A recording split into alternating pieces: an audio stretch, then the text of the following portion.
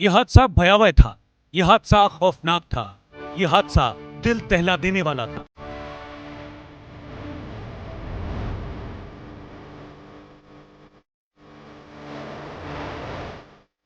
अहमदाबाद विमान हादसे ने कई घरों के चिराग बुझा दिए। इस हादसे ने देश को स्तब्ध कर दिया, कई परिवारों की खुशियों को उजाड़ दिया। लेकिन अहमदाबाद विमान हादसा हुआ कैसे?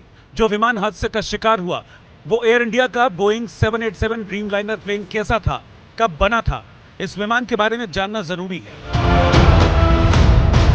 बोइंग 787 ड्रीमलाइनर एक वाइड बॉडी, मिड साइज और लॉन्ग रेंज एयरक्राफ्ट है जो 210 से 250 सीटों के साथ 9,800 मील तक की दूरी तय कर सकता है।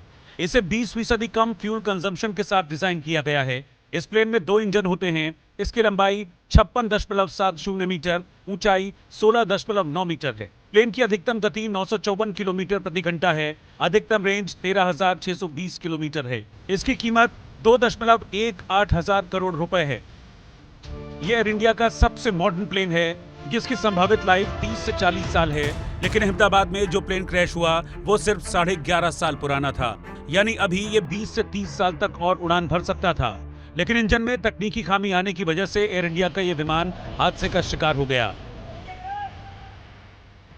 हादसे के बाद इस विमान के डिजाइन से लेकर बैटरी तक पर सवाल खड़े हो रहे हैं। सवाल इसलिए क्योंकि जनवरी 2013 में दो नए ड्रीमलाइनर 7878 विमान जापान की दो एयरलाइन कंपनियों के बेड़े में शामिल किए गए थे।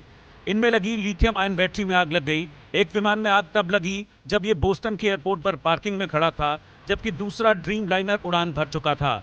आग लगने के चलते उसकी इमरजेंसी लैंडिंग करवानी पड़ी। इतना ही नहीं, 2020 से 2022 के दौरान ड्रीमलाइनर में कई बार मैन्युफैक्चरिंग डिफेक्ट की खबरें आईं। इस दौरान बोइंग ने एयरलाइंस को ड्रीमलाइनर की डिलीवरी रोक दी।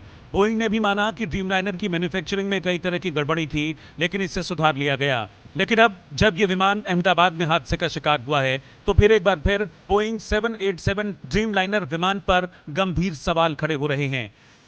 Bureau report, India news.